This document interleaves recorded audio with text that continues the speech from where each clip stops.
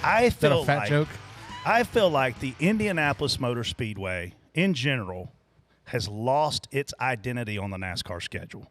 I feel like this was a marquee race for so many years, and when we left the oval because of attendance, I get it, and went to the road course, I thought it was great year one, and then it was like, man, it ain't great no more. So last year when we heard that they were going back to the oval to celebrate 30 years at the Brickyard, I'm already excited for that.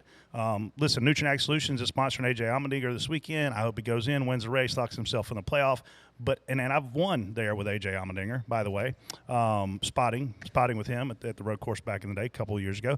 But it's not like winning at the Oval. It's the kissing those bricks is not like kissing them when Dale Jarrett kissed them or Jeff Gordon kissed them. So I'm all for this. You heard that in Chase Briscoe won I think the first Xfinity race did, there. road course. Yep. And he won, and he is an Indiana guy. He's an Indiana kid. That's where he grew up. Local sprint car racer there. That's the ranks he took to get to where he's at. And he made the comment that day, or in an interview after the race that night, that it's awesome to win here, but I wish it was the oval. I wish that So that just shows you. And these drivers used to consider this a crown jewel. Now it's just another road course race that we talk about chaos in turn one. It's almost a gimmick now because you're basically just hoping to survive turn one and then see where you fall out and continue on. So I'm glad to see that. Hopefully this is the case. We've heard the same thing. 30th anniversary. Going back now, you see we're going to test there, so it kind of lends more validity to that rumor. Hopefully it's great. We've never had a great race there. These cars are really not built for what we do. I'm sorry, this track is not really built for what we do. But hopefully this car can be better. And I just think that if we're going to run at the Indianapolis Motor Speedway, it has to be on the oval of the Indianapolis Motor Speedway. Yeah, I think the oval, even if we're not slingshotting by each other like the Indy cars are and stuff, it's still a very tough race to win. And it's still it's obviously not the Daytona 500, but it's still Indianapolis. When you win on the big track, it's still tough to do. I mean, I'm going to go ahead and tell you, it's going to be next year, if we go there and race, it's going to be hard to win that oval race. And it's going to take somebody that you're going to have to execute all day. Your car is going to have to be really good. There's going to it's still going to be – guys are going to have to bust their asses to do good there and to win that race. So I do think we need to be on the big track. I think the road course was something to try, but I'm happy to hear that they're testing the big track. Listen, I love Indianapolis Motor Speedway. I love going to Indianapolis, Indiana. I think this track is pristine. I think Roger has done a phenomenal job with making it great. So nice. It's also very confusing to me because we go and we watch the Indy 500 on television, and it's freaking 400,000 people. Those same drivers are going back to run a road course with us this weekend, and there won't be anybody there to watch them. So, the fans in that area clearly don't have a massive affinity for the drivers. Otherwise, it'd be the same crowd, right? So it's confusing to me on how do we take and make our 30th anniversary event more like the Indy 500 from a fan perspective, because the on-track product is the on-track product, right?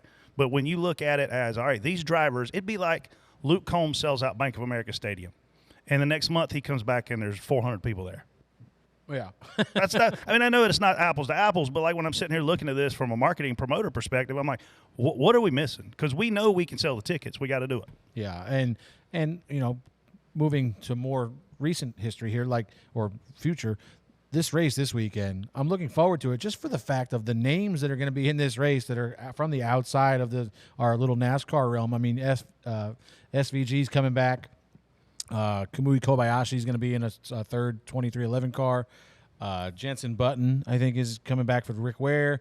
That Brody Kostecki, who, well, from what I'm told, regularly beats Van Gisbergen in the supercars. And then Rockefeller is now going to be in the 42, who's a stud in the Trans Am, or I shouldn't say Trans Am, prototype cars or whatever. Yeah. Multi-time Le Mans winner. So just that'll be very interesting to watch. Just that group of guys, and there's going to be the one thing I really want to watch is that SVG and Kostecki battle, because it's like these two guys race each other every week over there, and now they're coming here to race against us. Like that's going to be like a little race within a race. So I think there's going to be a lot of interesting stuff, and just to see how they navigate. Listen, the street course was a street course, and we talked about. I know you guys talked about this last week. That was just a perfect scenario for SVG to come in and kick our asses. Yeah. And, listening to Danny's podcast, he's talking about like just one section of the racetrack, he basically kicked everybody's ass, So it's going to be interesting to see how these guys who aren't really accustomed to making contact and, all the sports car world and open wheel world and whatnot, like they don't run into each other. They have different rules than we have. When they get down here to turn one on lap one, they're not going to know what the fuck hit them. No. So, it's going to be interesting to see how they relate. I'm kind of with you guys. He's running is he running the truck race? SVG is running the truck race in Neve's truck. I'm interested in seeing that because and honestly, I'm glad he's coming over on it because that's a fun racetrack. Yeah, and he has some dirt oval background, so he'll figure it out. I think he'll be all right. He's not going to go out. He's not going to win the race. Just like I don't think he has any chance of winning the Cup race. I think he could be a top 10 to 15 car, maybe. I just don't I don't see him coming in and kicking our ass like he did at Chicago. It's not going to be Chicago. It's not going to be wet. No. So there's your first challenge. But if I'm NASCAR, this is the ideal time to announce that in 2024 or 2025 we're going international, because we have all these international stars coming in.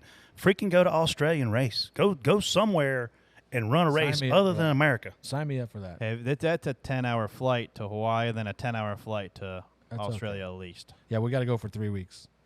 Sign me up. And you don't want to go for that long. I did that, and you're ready to come back. Really? Yes.